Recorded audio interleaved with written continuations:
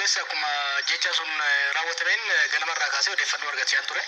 Akkuma yeroo hundi godhutti odeeffannoo ganama argadde naannoo sanitti maddeen jiran maddeen naannoo naannoo sanitti jiran irraa adda baafadhe.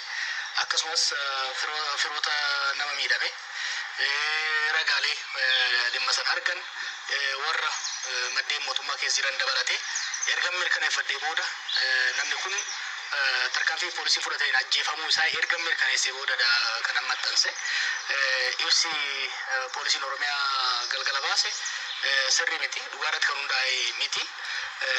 Saniif immoo akkuma isin arraa agartan bulchiinsi nageenyi naannoo sanii, bulchaan aanaa naannoo sanii akkasumas immoo maatiin gurbaa sanii waan ani kaleessa barreesse sanii kan ragaa ba'anii wanni ani maxxanse akkaataan ajjeefama gurbaa sanii dhibbaa dhibbatti dhugaa akka ta'e irra deebi'ees mirkaneesseera. Amma egaa akkuma isin jedhetti odeeffannoo kana akkuma argadheen naannoo san namoota jiran, jaarsota biyyaa naannoo san jiran, dargaggoota naannoo san jiran nan odeeffadhe.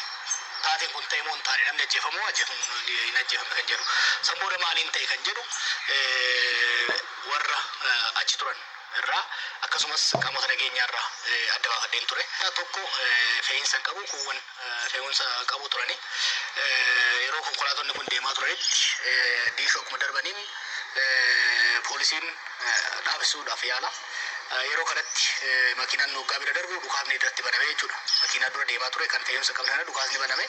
Makiinaan rukutamnaan karaarraa bahee dhaabbate.